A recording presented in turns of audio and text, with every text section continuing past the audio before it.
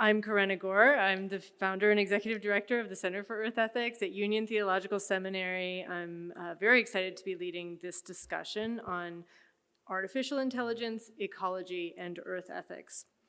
And I want to start by saying that just last week, only miles from here, the Secretary General of the United Nations, Antonio Guterres, spoke at length about the climate crisis, calling for an end to our, quote, suicidal war on nature. And of course, what he's referring to is the climate crisis, which is caused by two modern megatrends of human behavior. The pollution, and he specifically said, as scientists have said, we have a goal of being net zero emissions for global warming emissions by the year 2050, which means that we have to cut those emissions by 45% by 2030. I know it's a lot of numbers.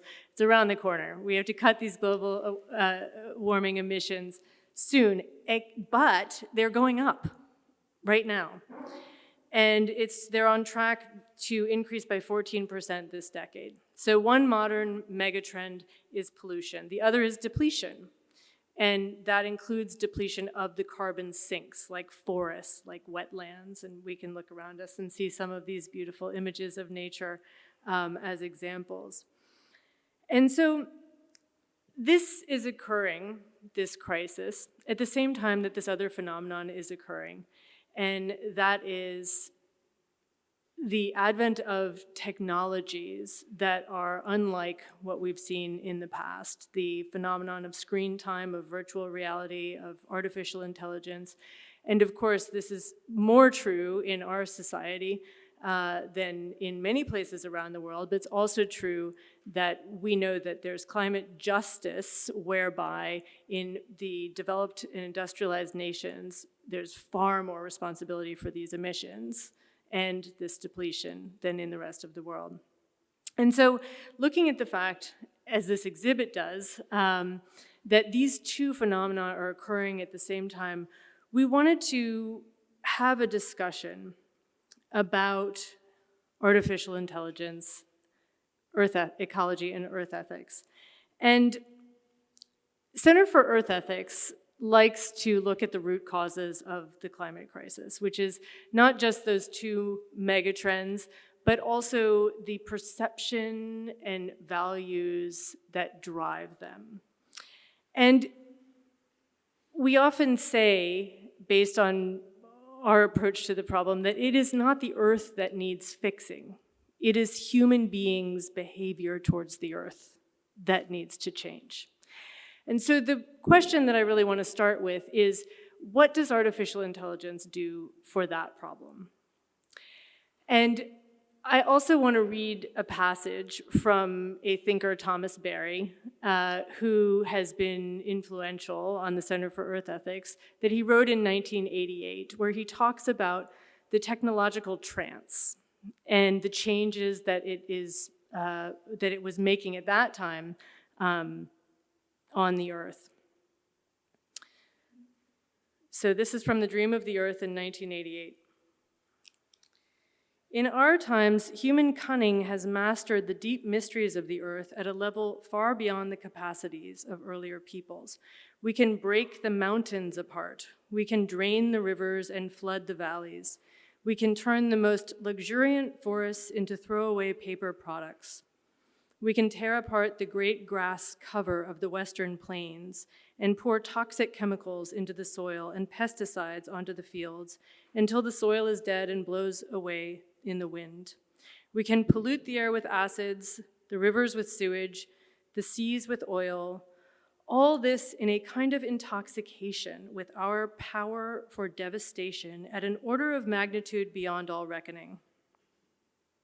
We can invent computers capable of processing 10 million calculations per second. And why? To increase the volume and the speed with which we move natural resources through the consumer economy to the junk pile or the waste heap. Our managerial skills are measured by the competence manifested in accelerating this process. If in these activities the topography of the planet is damaged, if the environment is made inhospitable for a multitude of living species, then so be it. We are supposedly creating a technological wonder world. And so we want to ask the question, is artificial intelligence, which we know can also be part of solving some of our ecological crisis, part of this pattern that Thomas Berry describes? Is it something else? Is it both? Is it more complicated? And I want to begin by acknowledging and inviting to speak someone who is at Union Theological Seminary, where the Center for Earth Ethics is. And this is Reverend Fred Davie. He has been my boss at Union for many years as executive vice president. And he's also a commissioner on the U.S. Commission on International Religious Freedom. He's on the board of Interfaith America and the board of the Climate Reality Project. I'm not even telling you his whole bio, just the things that I think make his perspective on this topic particularly interesting. Also, he was formerly head of the Civilian Complaint Control Board, which oversees the police department in New York City. We know that these issues raise all kinds of ethical questions that have come across his radar screen in various ways. But mainly, I'm so happy that Fred is here because he's the person who years ago said Union Seminary should be teaching and convening on the topic of artificial intelligence. And he sort of put out this message to the whole community. And he really succeeded in getting a lot of our attention around it. And so I want to say thank you to him and invite him. After you speak, Fred, you'll turn it back to me, and then I'll introduce the two people that we'll be in conversation with. But now I'd like to turn it to you for a moment so we can hear your thoughts. Fred Davie.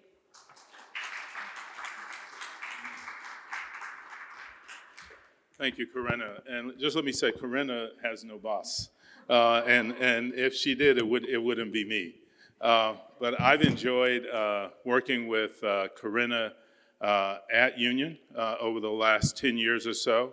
I was very pleased when her dad, our now former Vice President Al Gore, invited me to join the Climate Reality Board. And I had an opportunity with him and others to attend COP26 last year in Glasgow, which was a really eye-opening experience. But even more so, it's just been incredibly enriching and encouraging and inspiring to see the work of the Center for Earth Ethics at Union, particularly as Karenna's worked very hard and diligently to ensure that marginalized populations, indigenous populations, are very much a part of this, not only national conversation about climate change and the ethics related to that, but also the global conversation about that as well, and looking at those communities around the world that are being most impacted now by climate change, which tend to be the communities with the least amount of power, the least amount of resources, and who contribute least to the problems we're facing today with the climate. So I'm thrilled to call her a colleague and a friend, and to be able to be a part of her work at Union Theological Seminary. On behalf of our president, the Reverend Dr. Serene Jones, I'm really pleased to be here and to bring greetings on her behalf, to thank all of you for coming out tonight, to thank John Mack for his amazing creativity, and for both developing and exhibiting the works we see here tonight. I've actually downloaded the app and plan to take my time at some point to really understand and appreciate and be inspired by what I see around us here.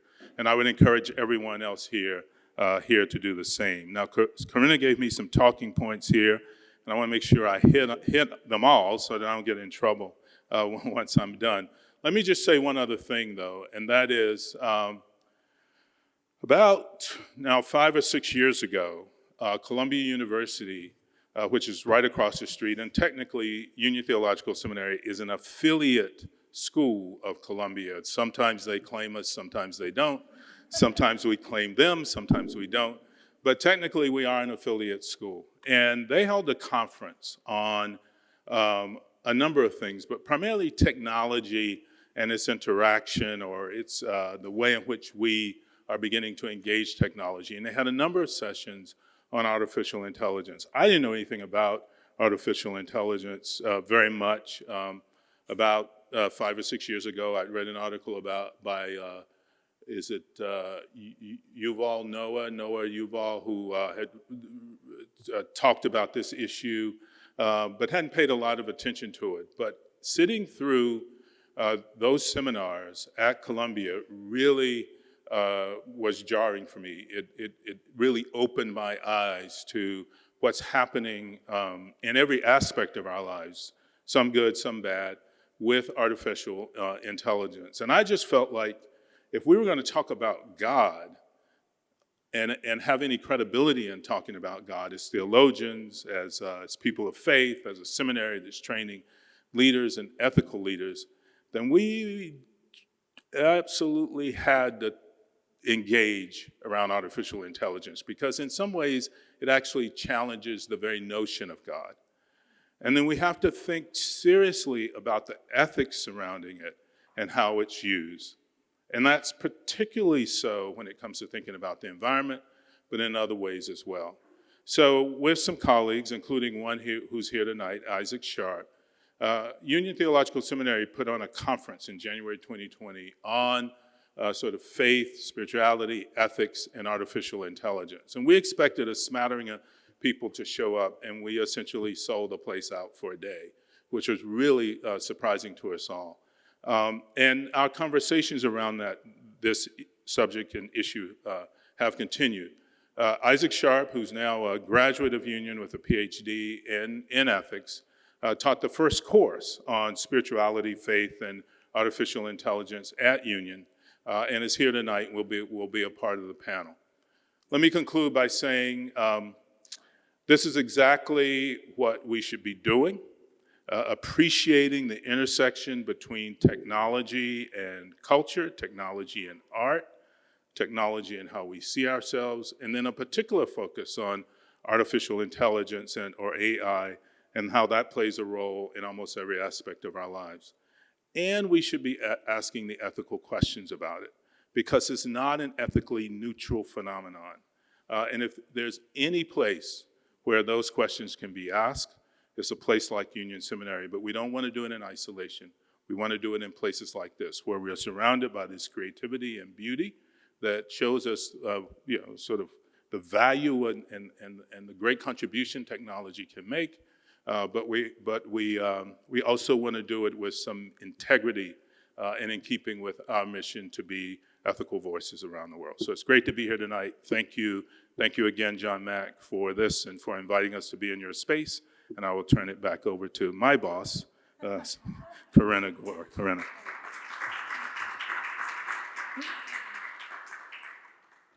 Thank you so much, Fred, and thanks for your leadership and inspiration. And so I want to introduce two people with whom I'll be having a discussion for the next stretch of time, which will then open up to questions and answers, and really looking forward to involve everybody here in this exciting conversation. So first, and I suppose I can introduce you all and then you can come up to the stage. I don't know how to create drama around that. First, the aforementioned Dr. Isaac Sharp, who is a visiting professor of theological studies at Union Seminary and is also the director of certificate programming and exciting new innovative course offerings. And he did indeed graduate with a PhD in social ethics, and he has an expertise in the history and practice of American evangelicalism. He's the co-editor of Evangelical Ethics, which is a reader in the Library of Theological Ethics series. So that is also particularly interesting, and we're excited to hear from you, Dr. Sharp. And then Ken Kitatani. Ken is currently the Director General of ICEED, which is the International Council on Environmental Economics and Development. He is also the former co-chair and a current member of the Center for Earth Ethics Board of Advisors, and has been really instrumental and central to the founding and the character of the Center for Earth Ethics from the beginning. Including, he worked closely with our Sacred Sites program for years, which was also working closely with Indigenous traditions in particular. And Ken is also a member of many committees and boards that are related to the NGOs around the United Nations, and that includes being a permanent member of the Local Communities and Indigenous Peoples Platform of the United Nations Framework Convention on Climate Change. Finally, I want to say about Ken, we gave a course at Union on the rights of nature, and Ken gave a fascinating lecture in that course on ancient Japanese cosmologies and worldviews, and how they relate to the theme of rights of nature, and particularly through animistic and shamanic concepts and practices. But he also brought in something fascinating and unexpected during this lecture, and that was how they find contemporary expression in things like anime and other such aspects of culture that reminded me. I thought of Ken when I first heard of one of the wonderful things that provoked this brilliant exhibit, and that is Pokemon Go. So I'm really excited to hear from Ken on all these matters. So Ken Kitatani, please join us, and we will have our discussion. Yeah. So I want to begin by asking you all, both of you have expertise in this subject matter, and about how we define artificial intelligence. In some ways, it's a large category that people may be thinking different things when they hear it and not sure what it is we're actually talking about. So perhaps I could start with you, Ken? Sure thing. Good evening, everyone, and thank you for having me. Great to be here. This is a very, very exciting topic, especially talking about the relationship between AI and also art. But to answer your question, I think I'm just going to give a very, very standard answer that everyone can find on the internet. Basically, AI, artificial intelligence, is a form of machine learning. And it's still in its infancy. There's a lot of growing to do and developing in AI. And I think what's most important for citizens of the world right now is to really become more well-informed, to really elevate their literacy about AI, because it's just so much misinformation. So that's something that I like to touch upon today. Thank you. And Isaac, do you want to add to that? I think and I will echo, thanks for having me tonight. This is a super exciting topic. I think the only thing I would add as an angle coming from already thinking about the ethical questions here is one of in the standard definitions of artificial intelligence, right, it is around intelligent agents that are non-natural, right, which is an interest. We could talk interestingly about this category of the natural, so not human or animal intelligence, so intelligence that is somehow replicating or modeling or based off of natural intelligence in some sort of non-natural form in machines and silicon and chips and zeros and ones. And that already opens us up to interesting questions philosophically and ethically about this place of like what it means to call something natural, and to Karenna's discussion about the rights of nature course and what that means. This category of the natural is something that's super interesting to me in these discussions about AI and what counts as artificial, natural, so on and so forth. So that's only a piece that I would add just to like the definitional. Thank you. And I should say that in the rights of nature course topic in general, earth jurisprudence is how some people refer to this field.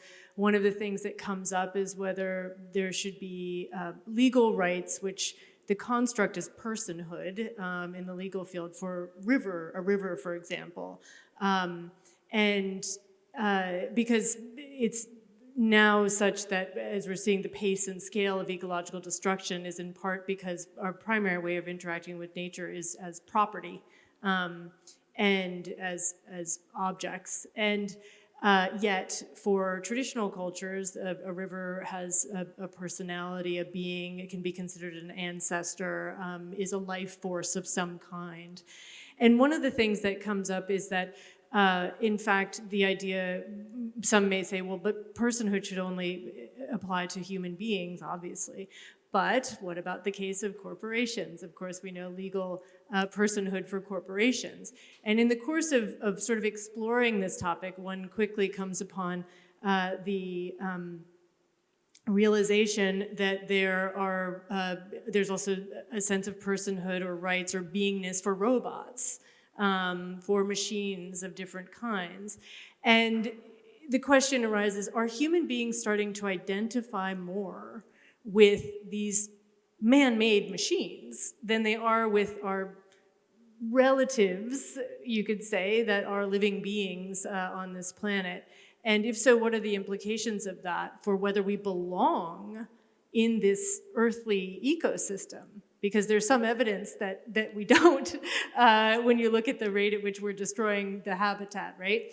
So I mean, I must confess, I am one of those that feels some a kind of instinctive revulsion to some things about artificial intelligence, including when we were first asked to sort of, or it was presented as talking to Siri or talking to Alexa as a person, that I had just an internal sense of dis-ease with that.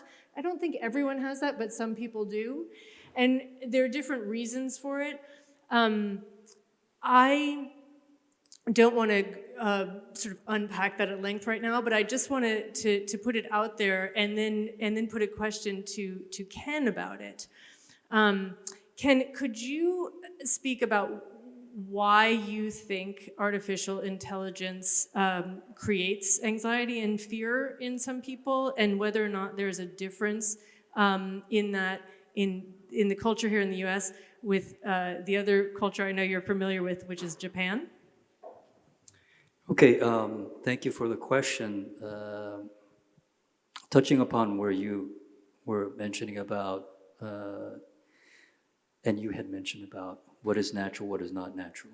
I think this is a big question, especially for people who study ethics. Again, religious or spiritual leaders have to join the conversation and answer. So that's like the biggest, I think, argument that would come between people who come from a spiritual tradition or teach spirituality, as opposed to people who are not coming from that type of cosmology.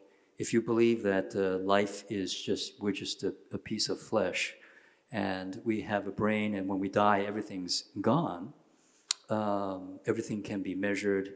There's no such thing as life that cannot be, life that exists in the unseen. Unseen meaning, like, for example, minerals and rocks and things like that. This is where, the argument comes between these two groups of people. But going back to what you were saying, there's a cultural difference too, because I think in the West, from my understanding, there's much more of a fear-based type of culture, perhaps that's informed and influenced by religion. And there's a lot more of this dichotomy between good versus evil, good versus bad in the West, as opposed to in Asian cultures or East Asian cultures or even indigenous cultures, where it's more of a holistic type of healthy versus unhealthy. It's not so dichotomous. So, for example, in Japan, generally speaking, people do not have that much of a sense of fear concerning technology or AI. Again, it's much deeper than that. I think culturally speaking, Asians, but Japanese people especially, don't have that much of a fear-driven us against them, good versus evil type of thing. So they don't categorize things in either way. Things are just are. So of course there are challenges with AI, and that's we're seeing that even in the Japanese society, but that's something that we could touch upon later. So interesting. Isaac, I'd love to hear your reaction to what Ken has just said as a scholar of the Bible and theology about that fear and that sort of, as I heard it, kind of polarity or us versus them. But also, if you could speak to it in a way that that also reveals whether or not you see any theological themes that emerge within the culture around AI, around sort of the people that really love it and promote it, that would be great. Yeah, two things there. One, back to your discussion of revulsion, and there is any folks who have done any work or interest in robotics will know what I'm talking about here. But there's a theoretical explanation for this revulsion they called the uncanny valley, right? Which is this idea that as a robot or some sort of technology approaches humanness in some capacity, you can get to a certain point where it becomes close but not quite, and that is one theoretical explanation. Uncanny valley? The uncanny valley, yeah. Something enters, a robot or a technology can enter this valley, and they map it out on a chart, right? As you get closer to certain representation of humanness, all of a sudden you plunge into this uncanny valley where there's the reaction is fear and revulsion because of this close but not quite nature of the technology or the robot. To your question about this idea of theological themes or theological parallels is one way I would describe it emerging among certain kinds of AI proponents. This is a piece that I've talked about before. There's a sense among certain kind of Silicon Valley types that of a techno-utopianism, this idea that tech, AI, that advances in this kind of stuff will be saving in some way. And anybody who has either a person of faith or religious or has any exposure to religious ideas, especially in American culture, which is so heavily influenced by Christianity and Protestantism and evangelical Protestantism, this idea of salvation is a strong component in Western and particularly American Protestant religious cultures. What has been striking to me in watching certain kinds of tech boosters in the Silicon Valley space is this idea that AI or other kinds of technologies will be something that is ultimately the solution, or the thing that liberates us from our fleshly. We'll finally be able to escape these bodies that wear out if we can just download our brains to the internet or whatever. And that is in some ways I don't characterize all tech CEOs that way, and if you're a tech CEO in here, I'm sure that you buck the trend. But there is that sense that in certain circles of tech as the thing that will save us. And that is a place where I also see a profound connection to this question of ecology and the earth, in that is it going to be a solution, right? This idea that that we will finally get the tech right, and that will help us solve climate change. And I'm going on for too long, but this is one of those places where I see fascinating parallels with certain kinds of religious sentiments among a certain class of tech leaders. Yes, thank you. And eternal life, everlasting life is part of this, right? I don't have the examples right in front of me, but there are definitely people interested in that, from downloading into digital space. There's a whole, obviously, field. And I know, let me say, there are other programs in this series in which some of this has been explored, I'm sure. But transhumanism, the idea that as a source, as a kind of salvific force that could create eternal or everlasting life, is a very interesting one. Also, the idea that creation is fallen, that because of the fall in the book of Genesis, that there is something that is sort of despicable about this world, and that there is something better to come. And although this is a religious idea, as you said, Isaac, it has been so pervasive in the civic culture of the United States that it has in some ways been secularized and promoted. Have you noticed that, Ken, coming from living in two different cultures? Have you noticed that worldview here? You mean in the United States? Yes. Yeah, Japan was, well, obviously I think the West, the global North, is certainly that way, and that idea has become pretty prevalent in the whole world. Japan went through a kind of a cultural, mental colonization by the West after the war. A lot of that was also implanted in Japan. But just to go back to what Isaac was saying and what you touched upon, I think this is where, for example, whether it's Abrahamic traditions or traditions in East or indigenous traditions, we can all agree that essentially we are spiritual beings. And we're not material beings. If you consider yourself a material being, then this techno-utopia is great. That's a reality.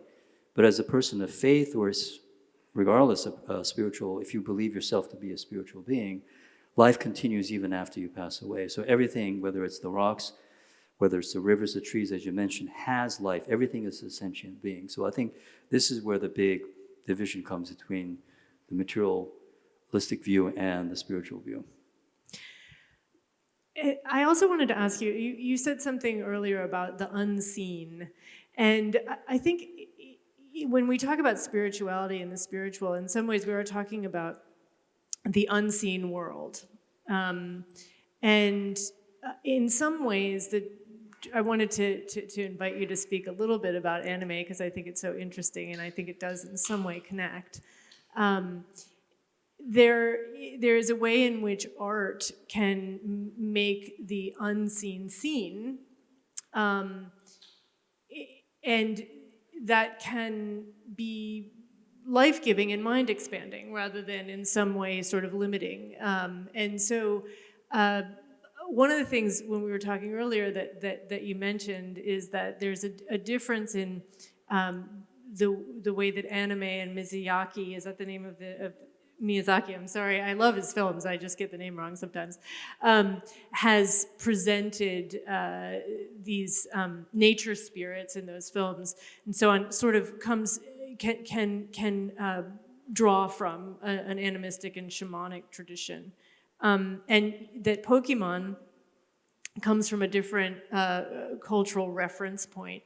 And so I wondered if you could tell us a little bit about that, and perhaps use it as a way to show that some of where this technology and AI leads may actually not be away from nature necessarily in our imaginations. So I don't know whether I can answer that question, but I'll start by saying, if you look at anime, including Pokemon, it's quite interesting because you have to first look at the anime culture of Japan. I know, like for example, comics in this culture is very, very big, but anime is huge in Japan, and it became very, very popular after the war, and it really hit its peak in the 70s and 80s and has continued. So many adults spend a lot of time watching anime. And so it's interesting because anime in Japan has covered every single topic. There's a lot of anime that covers sci-fi, and again explores the subject of this techno-utopia, as you mentioned. Is it possible for human beings and technology to merge, ultimately speaking? So the concept of cyborgs and things like that has always been in existence. This fascination with machines and robots and things like that. At the same time, unlike the United States, the Japanese culture is still very much culturally, whether it's the language, the art, the poetry, the food, the lifestyle, is still very much connected to nature. Although if you ask a Japanese person, they wouldn't be able to answer that, but that's certainly there. And so this is why it's only natural that in anime, you have people like Miyazaki who then took traditional stories and narratives of the shamanic culture and made a movie out of it. So for example, Princess Mononoke or Spirited Away, those are two great examples, especially the Princess Mononoke, where it talks about people who are able to communicate and see and work together with nature spirits or entities or divine spirits that are alive, that they can communicate with, that are part of nature, that they have a role.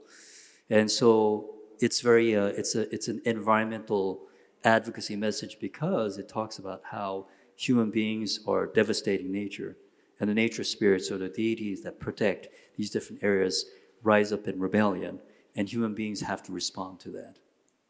Now, talking about Pokemon, this is a little bit different because it doesn't go back as far as the indigenous or shamanic roots of Japan, but it talks more about the culture, more of a modern culture of that was influenced by Taoism and Confucianism and Buddhism, specifically the martial arts culture of Asia.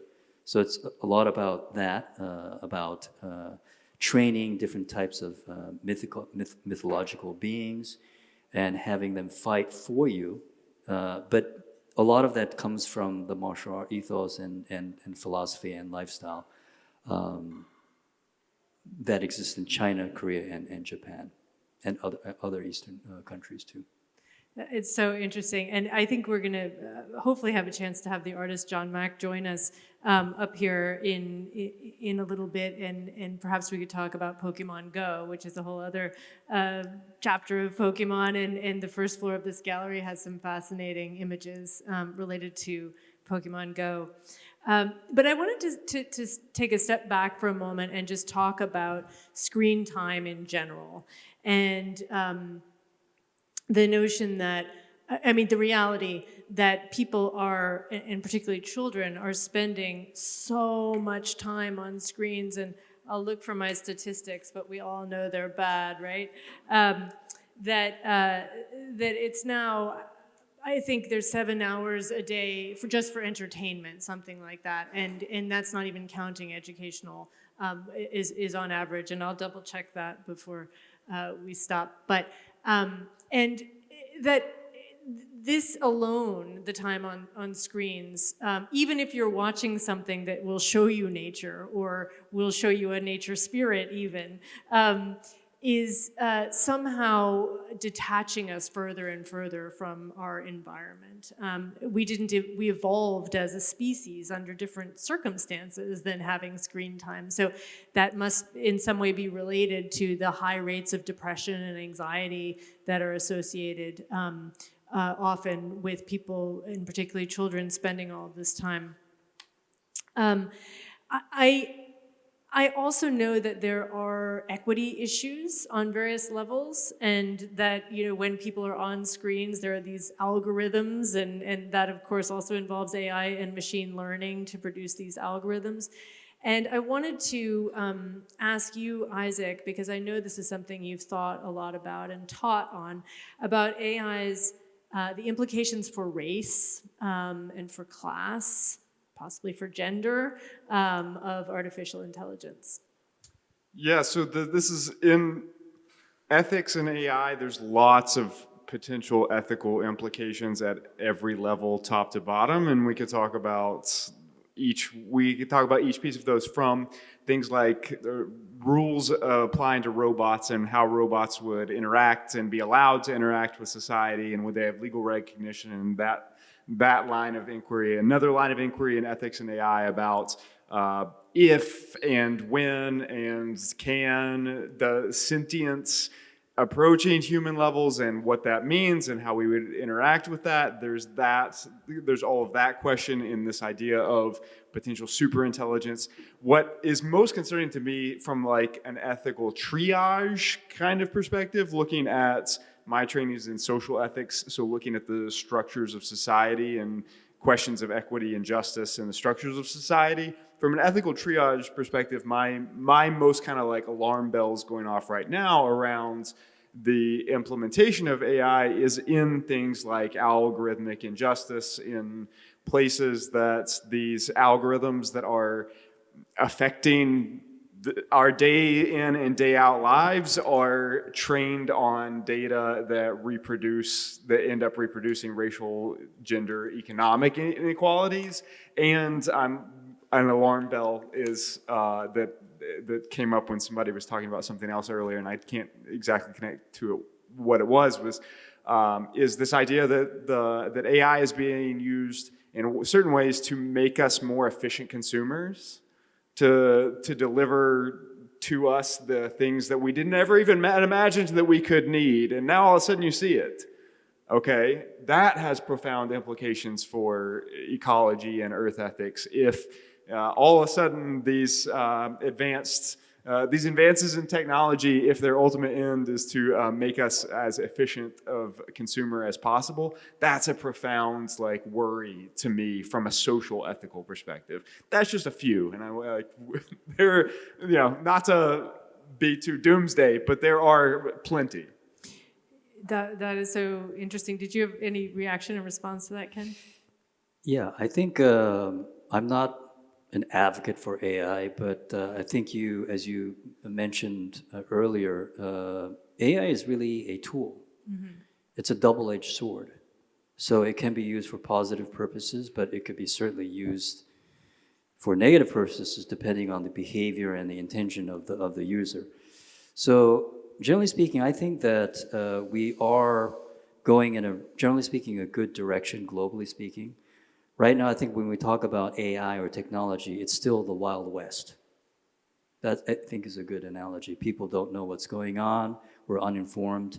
There are no basic global rules or regulations or standards. And now that's being formulated mainly by the EU and EC. So we have the GDPR, the General Data Protection, Data Privacy Regulation, which then was mandated throughout the world by governments in 2018. That's when all of a sudden we started seeing on our apps, these disclaimers and permissions. Would you like to use your data? That kind of a thing. So right now, the European Commission is working on the AI Act, which is the same thing, a global standardization of AI, but it's still in its infancy. It's in its draft form. It's going to take several years before it's really finalized, hopefully by 2024, maybe 2025. Once that gets standardized, then we'll see a lot of implementation of rules that primarily protect the privacy of individuals and also countries. So I think, generally speaking, we are going in a good direction because many governments and also institutions are really, really concerned about the ethics and the human rights issues. So it's really, really human rights and ethics driven, these conversations, whether it's at the UN and other international bodies. So generally speaking, I feel good about it. I think it's important for all of us to really study this and to become really, really well informed. And I think it's really the responsibility of and the role and mission of places like Union Theological Seminary, CEE, to really, really, and experts like Isaac to really educate people about what's really, really going on. Because digitalization, as your father said, we're in the digital revolution. It's going to happen no matter what. So, and it has to do with also climate solutions. If we want to electrify everything, to defossilize, you can't do it without digital technology and digital AI. I'm glad you brought that up because, of course, climate modeling relies on AI. And speaking of Columbia University, and that was, I really appreciated you laying it out earlier, Fred, about your experience at the Columbia Conference. They just launched a $25 million AI-based climate modeling center. And when we hear about what will happen with predictions in the future from rising emissions, and that it is critical to be able to have the technology to predict that and to communicate it to people. And it's important to recognize the hard work and integrity of these scientists that have been doing this for many decades. It's also true that that there are things that the models don't measure, right? And one of the things that they don't measure is what makes human beings change. What is the human connection to the environment, and how are people moved to awaken and change their behavior? And we've seen that in times past. Of course, we think about things like the abolition of slavery and the civil rights movement, and we think about women's equality and LGBTQ movement and so on. And what is it that actually causes things to change? And it is that sense of right and wrong internally that is teased out by people who frame these questions this way. Now it seems that these technologies are so much in the hands of people seeking profit that it's running away from us in that direction. But it is important, as you say, to recognize that it's a tool and it's being used. I mean, AI is being used for oil and gas as well, right? Which is madness to try to speed up the process with which we're finding oil and gas to extract and burn right now, obviously. But it's also being used for climate modeling and for, as you say, the decarbonization technologies that we need to make the changes that we need. So how can we bring ethics to bear? On governance, governance is about laws and policies, but there's also something about social norms as well. And I wondered if either of you all had thoughts on how we can bring ethics to bear on both laws and social norms when it comes to AI. Many thoughts, but most immediately, actually, in reaction to something you said about the history of social change. Another piece of almost all those puzzles, or almost all of those movements you were naming, is protest, right? Of moral change, revolutions come oftentimes on the back of robust protest movements, and so without going complete, Luddite, I'm gonna get rid of all of my technology. I think there is a place to throw a stick in the spoke around some of these technologies and how they are running away for some vigorous protest around how your data is being used. So I will be the devil's advocate there to say perhaps there is a place if you want to bring ethics to bear, moral traditions to bear on some of this stuff, it's going to require perhaps some people opting out of certain kinds of things in a loud kind of way and organizing movements around this kind of thing. Thank you for sharing that. I'd like to talk also a little bit about that, but going back to the positives of AI, let's look at both sides. So you mentioned about climate change and measuring tools, and so of course, you can see how AI has really helped forecast different types of climate disasters. It's really helping, for example, marginalized communities, poor farmers in Africa in forecasting, let's say, droughts and things like that. It's obviously going to be extremely useful, already useful in medical technology, and especially diagnosis. And especially if we're going to talk about convenience, which we all love in terms of building smart cities. If we're going to really reduce our carbon footprint to 45% of what it was before by 2030, this type of smart city technology is absolutely necessary where everything gets integrated. Also, it's going to be useful in terms of fighting corruption. Whereas, for example, if you look at climate financing and, for example, funding, oftentimes corruption takes place because there's really no way to follow the paper trail. So once things get digitalized, it's going to be very, very difficult at a governmental level to carry out that types of corruption. But also then let's talk about the negative things that we have to watch out for. This goes back to the policies, but then it goes back to the moral decision and ethics of whether it's the corporate, the big tech companies, or whether certain governments that don't want to follow a moral compass or ethical rules concerning how they want to use AI. And so this is why it's already happening. We're seeing this where marginalized communities, especially indigenous communities in Africa and Asia, Latin America, are being targeted by big tech, by certain governments that want to curate and harvest all the information that they have. These are a lot of people. There are 1 billion people in the world that don't have registered addresses. They don't have bank accounts. The 3 billion people in the world that don't have a secure ID. They have cell phones. They have smartphones. So they become targets to certain governments and big tech companies that will use that in, again, a very self-centered way. So I think those are the areas where we really can use, again, the moral voice of religious institutions, spiritual leaders, but especially nonprofit organizations, civil society, to monitor and to speak out. Thank you. I was thinking back to the question of what these climate models don't cover, and the last thing I want to do is to call the climate models into question because it's such good and rigorous work.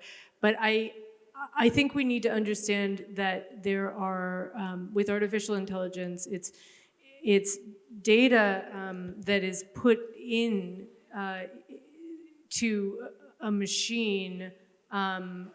It can perceive based on the data that's put in. And so if we don't put certain things into it, the intelligence that it produces hasn't taken into account certain things. What bothers me about this, and this is not just from climate modeling, although I have something to say about that in a moment, is that we've designed an entire economic system that doesn't take account of nature. Development has come at the expense of nature for far too long. And things like are treated as externalities, like pollution into the air and into the water. It just hasn't been counted in how people measure GDP, for example. It's just not counted. And so we hear people saying all the time, oh, economic growth and the economy is doing well. It has nothing to do with the level of ecological destruction, the pollution, the depletion, and the inequality. And so and it's astonishing how pervasive it is, even among very intelligent and very educated people, to talk that way and to accept that. And nightly news programs and so on. You will usually be a separate story if they talk about climate or ecology, and then they'll talk about the economy and it won't mention any of that, and so I worry about our human capacity to incorporate all these things, and because everything is human inputted into these systems. And I just wanted to say that this is an example of a correction that's been made. But they did realize at some point that the role of local forests on local weather patterns was not adequately being presented in larger climate models. And I was just looking on my phone to make sure I got that source right. And so, from a study, it says, the biophysical effects of forests on climate have been extensively studied with climate models. However, models cannot accurately reproduce local climate effects due to their coarse spatial resolution and uncertainties. And field observations are valuable, but often insufficient due to their limited coverage. So here in this paper, they're presenting new evidence acquired from satellite data. My point in saying this is just that we're still learning. And one of the things that worries me is the hubris that human beings are so obviously vulnerable to. And there's a topic, which I don't know that we want to get into at length, which is geoengineering, solar radiation management, the idea that somehow, if this gets really bad, we inject aerosols into the sky to reflect back the sunlight, and that we should study that to see if it's a viable solution. The moral hazard of this is that people will think, oh yeah, maybe that'll work. Let's not worry so much about cutting down on fossil fuels, right? But the other thing is that there are things that aren't taken into account. So imagine artificial intelligence deciding to do that. And then it comes to the point where we realize one of the costs is that it turns out no one's ever going to be able to see the stars.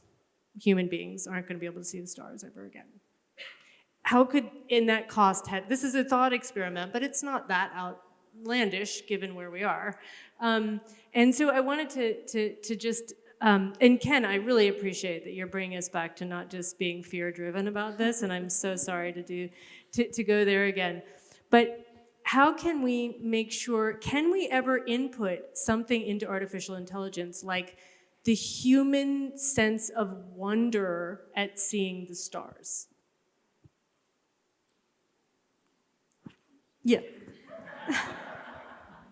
Well, I'm encouraged again. Look, geoengineering, I personally think it's many, many issues. It's like we're still in an experimental stage, and the potential damage that could do. I mean, forget about even the spiritual cosmology and the understanding of what that would do if even if you talk about carbon sequestration and all that kind of stuff, because that's related to extraction, and that goes against everything, especially from indigenous traditions. But leaving that aside, one thing that I'm encouraged that I want to share is that in my discussions with, let's say, experts in UNESCO AI or OECD AI, and these are people who are working at the highest level of governance and creating policies, what's becoming more and more prevalent now amongst people who are designing the AI framework is that they're designing in such a way so that the machines will never take a dominant role. In other words, for example, one thing that they're developing is, it's kind of like a teacher-student or doctor-assistant model that they're actually developing. So if there's a doctor, you can use AI as like an assistant. And if you have questions, you ask, and then there'll be kind of a dialogue. But it's going to be structured in such a way that it would never, you would never have a situation where the AI, the technology machine, would make all the decisions, and take over. So that's very encouraging. But at the end of the day, it really comes down to the system of governance of the country, the government, and also local people. We're still in a very, very unsure territory. So hopefully, again, there's going to be enough people to be able to monitor the situation so something like that doesn't happen. Yes. Thank you, and thanks for your knowledge about those governance structures around the United Nations. I meant to ask you about that, and I'm glad that we've covered it. Is there anything more to say about what we can do, what exists internationally to govern this issue? Well, I think the positive is this, that pretty much all of the governments that are member states of the UN have agreed to this overall vision and goal and framework. So they're working towards it. And I was very encouraged last year when I went to the Internet Governance Forum in Poland in December, that the prevailing theme was human rights-centered, ethics-driven type of dialogue and research and framework on AI. So that's very, very encouraging. But as I'm going back to what I said before, there are a number of member states, countries that don't want to follow these global frameworks. And so this is why I think it's going to become challenging in that kind of way. And also what we're seeing is there's a lot of now monitoring and also clamping down on the big tech companies and companies like that. They're very, very upset. You can read it on the news because they're saying that this is anti-competitive. We're not going to be able to make money, which is obviously nonsense. So that's very, very encouraging to see. But I think it's really up to civil society citizens to really keep an eye on these things and to really talk to, whether it's people who have a moral voice like this, but at the same time to talk to your local politicians and really make, make your voice heard. Is there a role for faith and religion and religious communities or leaders in that, Isaac, a potential one, or is there one being played now? Yes and no and please more of, I guess, would be this is one of the recurring themes in the study of religion, is this periodic waxing and waning of interest in religion in America. My particular expertise in American culture, for instance, and this idea that many sectors of American society may be done with religion, but religion is not done with America by any stretch of the imagination. So any kind of like widespread, we struggle as a country to embody democratic norms, but in a democracy, numbers are going to matter, and in a democracy like we strive toward, big percentages of the citizenry are people of faith. So it will need to include people of faith.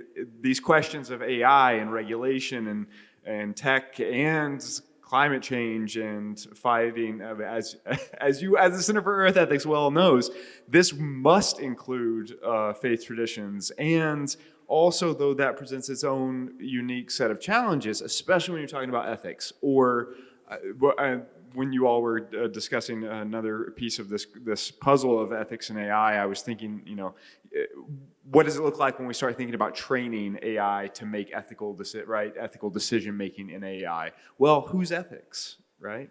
Which tradition? And that is not. These are fundamental questions of being in a pluralistic society, and they're not going away. But we definitely need to bring to bear all the resources of those traditions in conversation with one another for these questions, because it will have to include faith communities. Fascinating. And I know that there are some programs now where there's faith teachings coming out of artificial intelligence. And I think there's an article in the New York Times today about a therapist, the Wobot therapist, a therapist that's an artificial intelligence robotic therapist. And in many ways, that we've noticed being at a seminary, the field of psychotherapy has taken the lane that faith leaders and communities used to play in people's lives, navigating struggles, spiritual, personal struggles. People often will turn to therapists rather than to their faith in this day and age, and to the idea that there would be, as you say, whose ethics, whose values is very important, programming something like that. And it seems like you have something, and then I'm going to open it up. Well, now I'm going to talk about it from the spiritual perspective. Mm-hmm. Most spiritual religious traditions look at technology, especially if the more ancient wisdom traditions look upon technology with great suspicion. If not negative, certainly at best a neutral way of looking at technology from these traditions is that it's not healthy, it's not natural. So going back to the example of sitting in front of a screen or TV, we all understand how certainly it's not healthy, certainly not beneficial. People may say, well, maybe it's not too unhealthy, but it's certainly not healthy. It's not going to promote health. And again, like you said before, there's a lot of data that shows the more contact we have with nature, the more healthier we are. So this is why I think the two things, and I want to connect it to art, for a lot of the spiritual traditions will look at IT or AI technology as basically a portal or conduit, if you look at it just neutrally. So it connects you to whatever is behind the source of that data or information that's being sent. So spiritually speaking, we'll talk about it from a perspective of just pure vibration. So a lot of times we'll say, if you read a book, you're going to get the consciousness and the vibration of the author, even though the person may be deceased or somewhere else. Same thing with technology. So this is why in a lot of spiritual traditions, they say, be careful with what you see on the internet because it's an open portal. The other thing I want to say is that from spiritual traditions, as I mentioned before, we consider ourselves spiritual beings. So there's the unseen realm. So technology and especially the frequencies of vibrations that come out of technology oftentimes disrupt that type of vibration that comes from nature. And so this is why, for example, when we carry out ceremonies, we always ask people never to take photographs or film, because that type of vibration will disrupt the presence of entities or divine spirits, etc. So I think from a, and also the other thing is, the way technology is driven now, or AI, it's become a hedonistic model, and you may talk about it in terms of VR. But this is where I think a big concern of all, again, religious and moral traditions, we have to do something so that that doesn't really take over society, especially our children. Spiritual principles need to really be able to govern technology and AI. Thank you so much for that. So interesting. And I am so grateful for the framing of this exhibit. And we're really fortunate that we have with us here the artist, John Mack. So I hope we can give him a round of applause.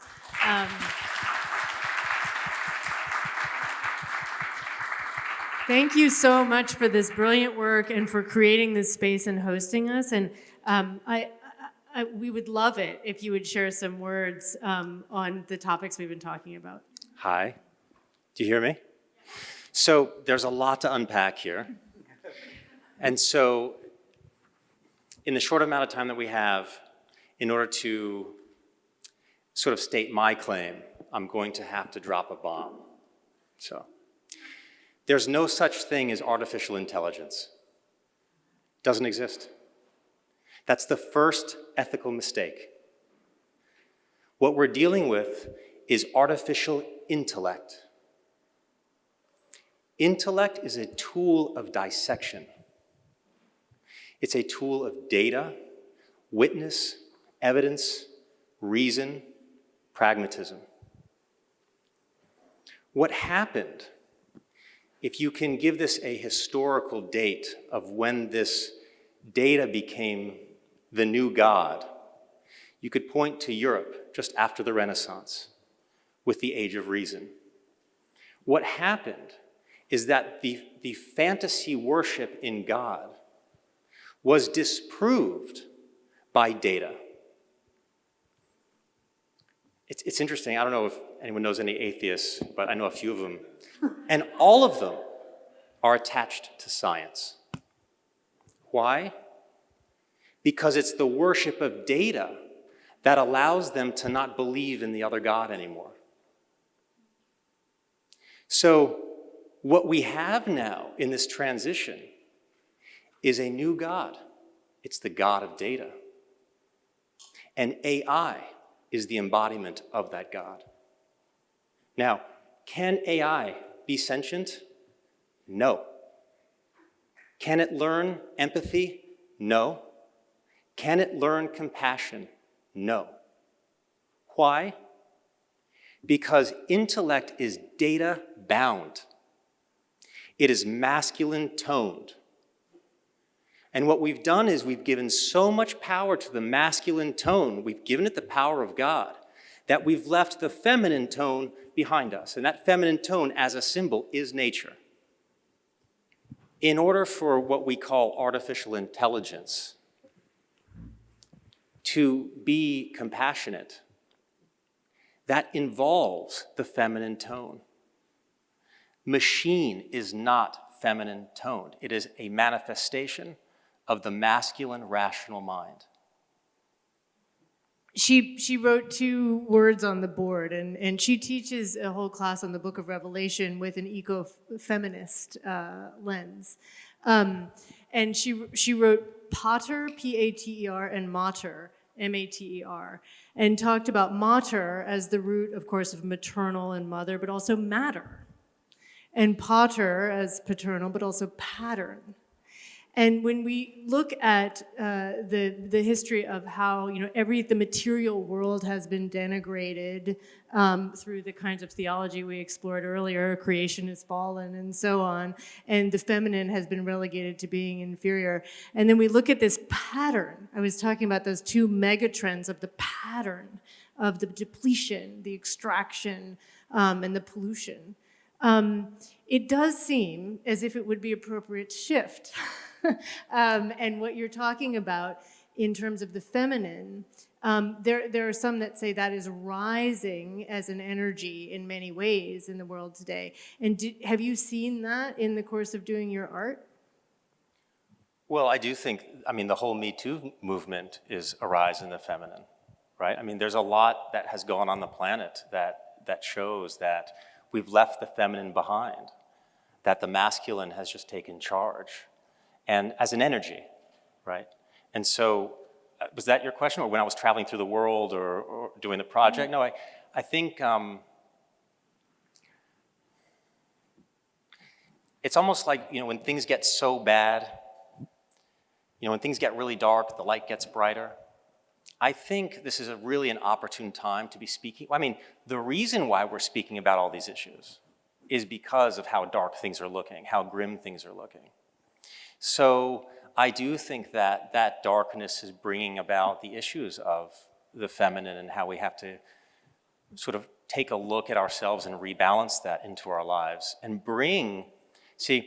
it's the human that's going to bring the feminine to technology. It's the human that's going to use technology as a tool to spread compassion. It will not be the machine that's compassionate. Please. Mm-hmm. To think that, it's like, as much as artificial intelligence doesn't exist, augmented reality also doesn't exist. Reality is. It cannot be augmented. What augmented reality really is augmented illusion. We're putting illusion over the reality. That's augmented illusion. To claim to augment reality and to buy into that is to say that technology is a god. So I would just say, be very careful with the semantics and the terms that we're being fed. I would question all of them. Yeah, thank you. Do you all have a response? Yes, thank you for sharing that. I think a lot of what you're talking about, you're referring to is colonization. And at Center for Earth Ethics and other places, oftentimes we talk about decolonization process. So I think I totally agree with what you're saying, and thank you for reminding me. But going back to the subject of, will AI be able to make ethical decisions? Never. Because I think there's the difference between intelligence and wisdom. And that wisdom is something that, artificial intelligence or machines can never tune into.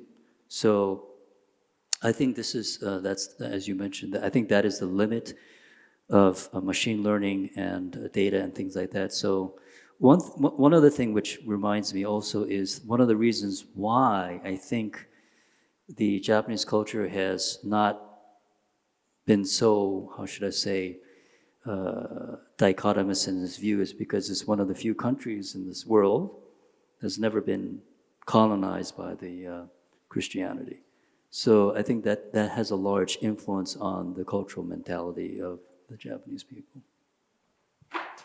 And I wonder, and I'd love for Isaac just to comment on it also, because of course now we're also seeing non-binary as a concept that's more in the mainstream consciousness, that gender polarities are not as set for some people, and yet we've lived through, centuries of the denigration of the maternal and the feminine, and so I don't think that we can sort of gloss over that. And I wondered, Isaac, in terms of responding, because I'm sure if you teach ethics of anything at Union, that the politics of gender and LGBTQ come up. Anything about what John has raised on gender and machines resonates? I'm sorry, I do have to step in. I'm not speaking about sex or gender. I'm speaking about tones, energetic tones that each of us have inside ourselves. I have a masculine tone and a feminine tone. So I just want to make, I want to make Okay, that so clear. no, that's irrelevant to what you're. That is irrelevant to what I'm talking about. And it's psychology that has labeled those as feminine tones or masculine tones. They're not my words. I mean, Carl Jung does that. It's a way to describe an energy. So the masculine tone is the one that separates. It's the individual. The feminine is the one that unifies. It's the communal. So it's just a way of describing the energy. Sorry.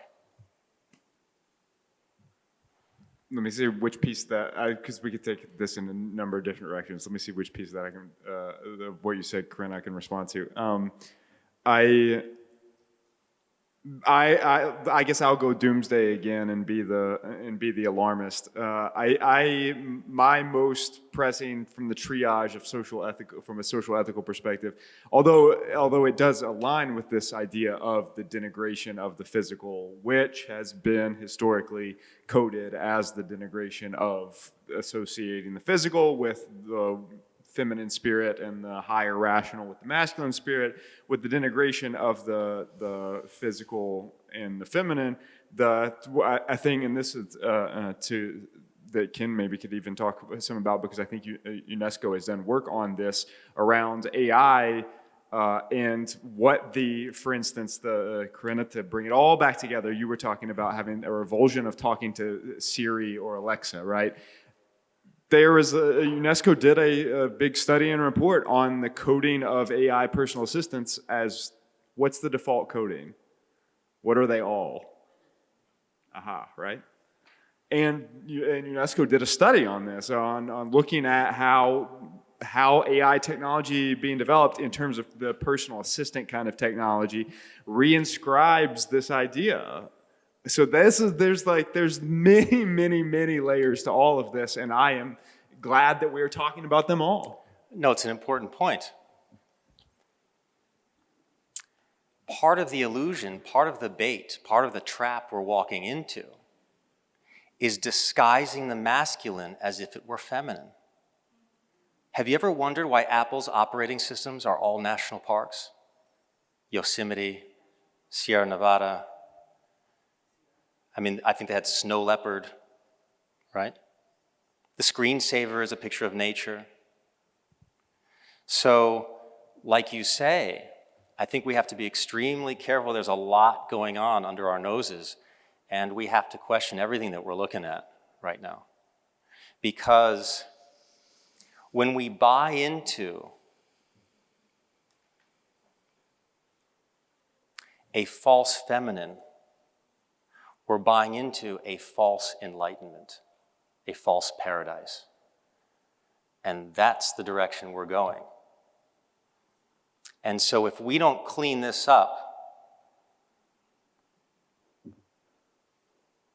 if we don't rebalance the masculine tone and feminine tone in us, we will be baited into that false paradise.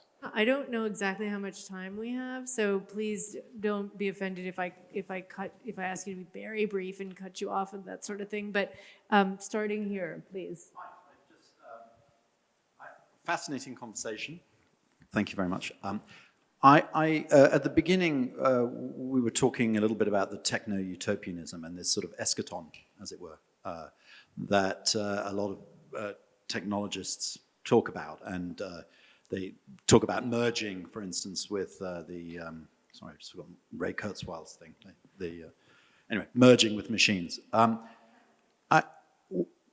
When you talk to evangelicals, or when you write about evangelicals, it seems to me that one of the roots of the problem that you're describing about this idea of being able to use nature comes from this idea of dominion, and also comes from an idea that eventually there's going to be an eschatological event that will just put a cease to all this stuff around us anyway, so it doesn't matter. I'm wondering, I'm aware that there are probably two strands in evangelical thinking, one that continues along that road, and one that starts talking more about ecosystems and ecology, and I was wondering if you had any comments on that. Yes, 100%, and if we could have gone that direction, and I could talk about all of that stuff for days, but to the piece that Karenna was asking me to address on that, I 100% see this fascinating parallel between certain kinds of evangelical Protestantism and this eschatological vision, which for the non-theological, philosophical folks with terminology means like the end times, right? This theory of what happens after history or Earth or humankind passes away. There is 100%, and this is something that Center for Earth Ethics addresses in some of their educational pieces around this idea of a theology of dominion that views nature as a tool to be used and humankind as the highest point of created order. And bizarrely and ironically enough, I see an interesting overlap in the Venn diagram between that strand of evangelical Protestantism and before I say that, to your point about there are those even among evangelical traditions who are fighting back against that trend among their faith community, and some of them have worked with Center for Earth Ethics as well. But my recent interest in that point is this kind of interesting parallelism among certain techno-utopian type of thinking that sees all of the problems of Earth and even potentially climate as like eventually resolvable in some sort of eschatological, technological solution, whether it be, terraforming Mars or whatever. Like, there does seem to be a sentiment among certain types in techno-utopian circles that it is going to get worse, and so like we're just going to have to escape. Like climate change is going to get so bad that we're going to destroy it, so we're going to either have to download our brains to the mainframe or escape to Mars. And it's just like strikingly parallel that has a similar eschatological vision to this particularly evangelical Protestant that's like, oh yeah, the earth is going to burn, and so we'll go on to something else. And maybe I should write something about that, but because I haven't seen much exploration of that, but it's striking the parallels.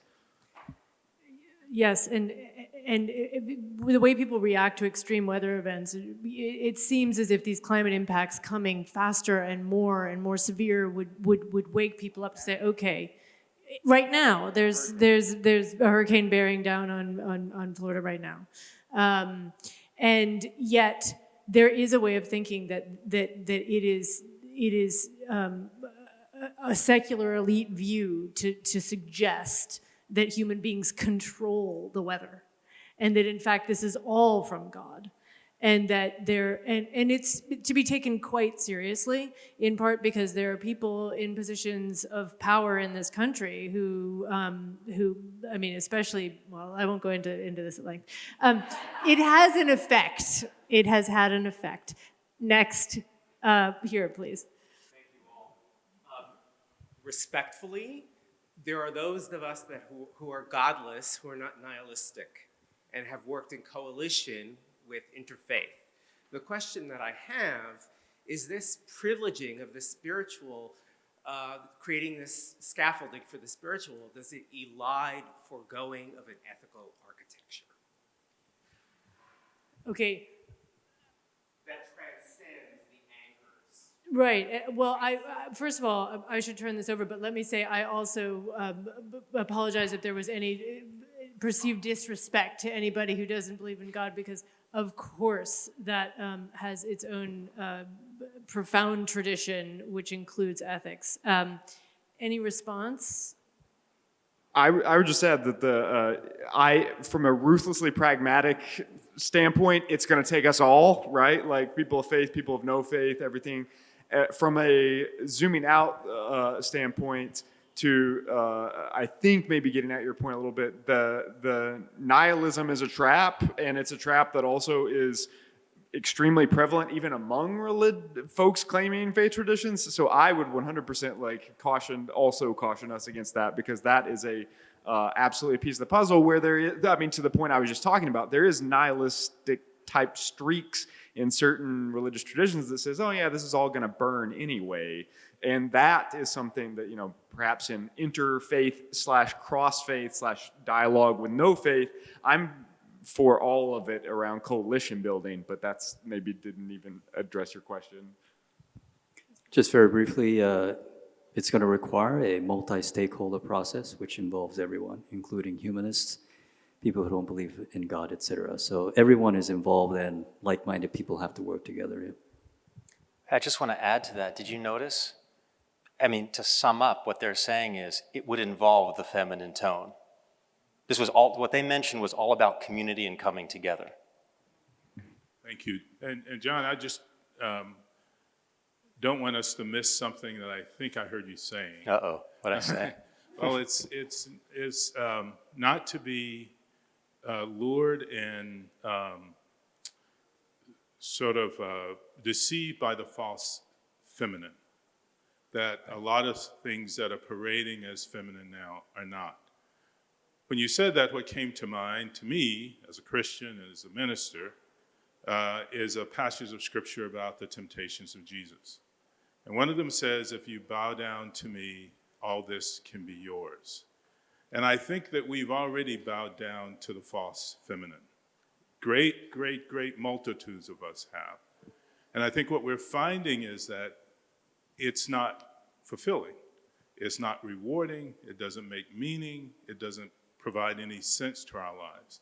And what it leaves us vulnerable to is what we're seeing around the globe in terms of extremists, both here in our own country and in other places like Italy and other places, who are filling that void, but who are also offering their own temptations that don't lead to the kind of sense of meaning and order that I think we all long for. So I just want to make sure we don't miss that, because I think it's an important point that you've made. Thank you for that. I do want to say, bow down to me, was that the quote? The moment you bow down to anything other than you, you're worshiping something outside yourself. Period. Hi, this is going back a little to kind of like the AI section. I was curious because when you talked about the revulsion of AI, what like immediately I thought of was like my dad talking about how AI was going to take everyone's jobs.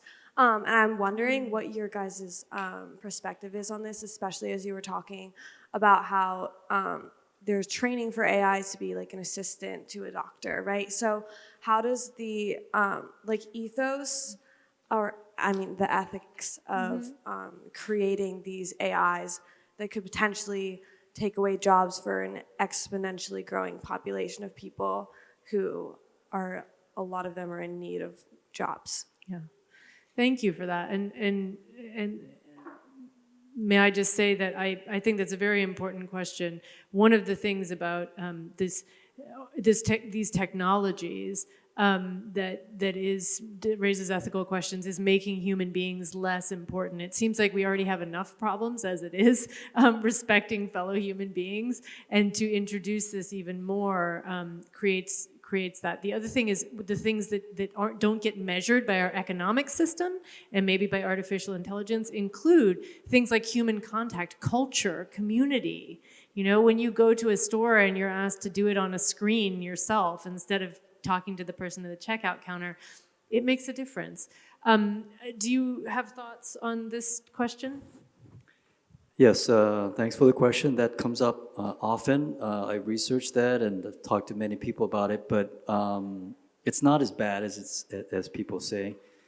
Certainly, certain types of professions will decrease. Some may even disappear, but then a lot more types of industries and jobs will be created. And there's certain types of jobs that will never be replaced by machines. For example, a lot of services where there is that need for the human touch. We talked about therapy. I'm never going to go to a machine therapist. Again, and so when it's healthcare, especially services, for example, a doctor, oftentimes what is required is intuition. Machines don't have intuition.